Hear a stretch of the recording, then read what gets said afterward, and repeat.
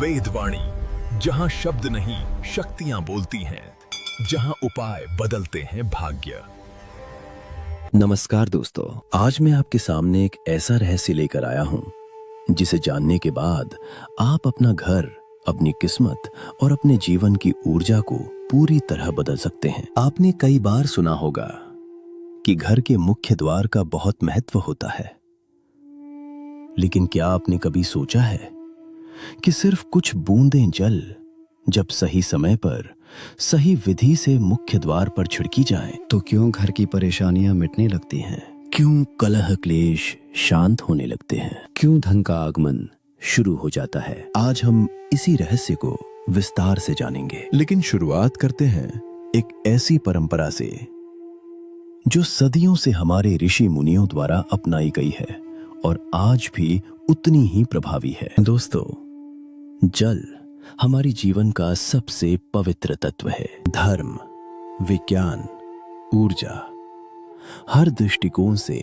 जल को ही जीवन का आधार माना गया है। इसीलिए शास्त्र कहते हैं, जहां जल है वहां जीवन है, और जहां शुद्ध जल है वहां शुभ ऊर्जा का प्रवाह है। अब बात आती है, क्या केवल जल इतना चमत्कारी हो सकता है? हाँ, बिल्कुल हो सकता है, लेकिन तभी जब आप उसे सही समय पर और सही विधि से प्रयोग करें। आज का ये पूरा वीडियो उसी सही विधि को समझने के लिए है कि मुख्य द्वार पर जल कब छिड़कना चाहिए, किस पात्र में रखना चाहिए, कहाँ रखना चाहिए, क्या स्नान करके करना जरूरी है या बिना स्नान के भी कर सकते हैं, क्या पीरियड्स में ये उपाय किया जा सकता है, फ्लैट में रहने वालों को कैसे करना चाहिए, और मंदिर में रखा हुआ जल कितना शक्तिशाली होता है और उसका प्रयोग किन किन तरीकों से करना चाहिए। तो चलिए शुरू करते हैं उस पूरी प्रक्रिया से जो आपके जीवन में सुख, शांति, समृद्धि और सकारात्मक ऊर्जा को स्थायी बना सकती है। रात में रखा हुआ जल, सुबह का सबसे शक्तिशाली उपाय। रात में सोने से पहले आपको केवल इतना करना है, रसोई में एक पात्र रखना है। ये पात्र कोई भी हो सकता है, तांबे का, पीतल का, स्टील का, चांदी का, जो भी आपके पास उपलब्ध हो। उस पात्र में थोड़ा सा गंगा जल मिलाकर शुद्ध जल भर दीजिए। यदि गंगा जल उपलब्ध न हो तो परेशान न हो, सिर्फ शुद्ध जल भी पूरी तरह प्रभावी है। लेकिन ये जल रसोई में ही क्यों रखा जाता है? क्योंकि रसोई को घर की ऊर्जा का केंद्र माना गया है। ये वही स्थान है जहां से अन्न बनता है, और अन्न ही हमारी ऊर्जा का स्वरूप है। रसोई में रात भर रखा हुआ जल न केवल शुद्ध रहता है, बल्कि वातावरण की सकारात्मक ऊर्जा को भी अपने अंदर समाहित करता है। सुबह उठते ही सबसे पहला कर्म मुख्य द्वार पर जल छिड़कना। अब बात आती है सुबह के समय की। बहुत से लोगों ने पूछा, क्या ये जल सूर्योदय से पहले छिड़कना चाहिए?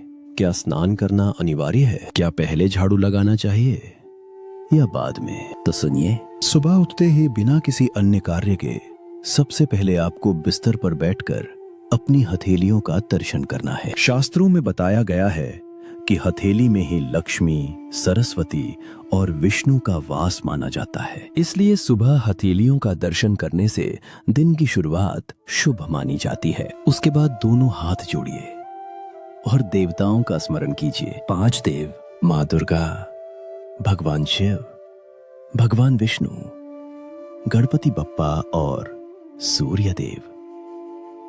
इनका स्मरण करने से दिन भर दिव्य ऊर्जा का संरक्षण प्राप्त होता है। फिर धरती माता को प्रणाम कीजिए, क्योंकि धरती ही हमारा आधार है। 2-3 बार धरती को छूकर प्रणाम करने के बाद अपना दाहिना पैर नीचे रखिए और रसोई की ओर जाइए। अब रसोई में रखा हुआ जल उठाइए और मुख्य द्वार पर जाइए। मुख्य द्वार खोलिए और उसी जल को द्वार की दहलीज पर छिड़क दीजिए। ये जल आपके घर की ऊर्जा को तुरंत बदल देता है, और यही वह क्षण है जब आपको माँ लक्ष्मी का स्मरण करना है। मन ही मन कहिए, माँ लक्ष्मी, कृपया मेरे घर में प्रवेश करें।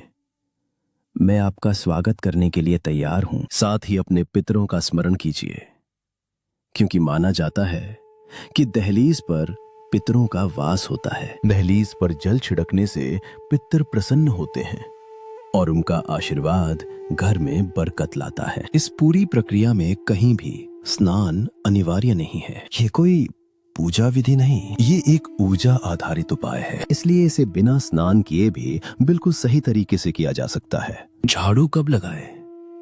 पहले या बाद में? झाड़ू लगाने से पहले जल छिड़कना चाहिए या बाद में?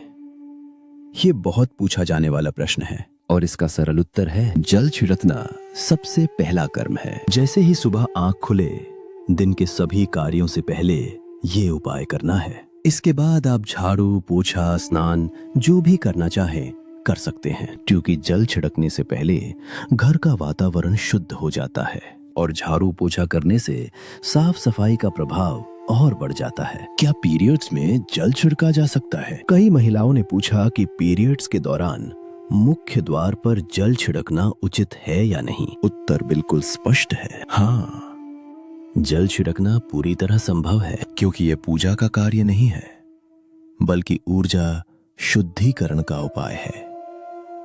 इसमें शरीर की शुद्धता या अशुद्धता कोई बाधा नहीं बनती। हाँ, दीपदान एक कार्मिक पूजा का भाग है, इसलिए दीपदान पीरियड्स के बाद ही करना चाहिए, लेकिन जल छिड़कने की अनुमति हर समय है। अगर फ्लैट में रहते हो या एक कमरे का घर हो तो आजकल कई लोग फ्लैट में रहते हैं, किराए के कमरों में रहते हैं या छोटे घरों में रहते हैं।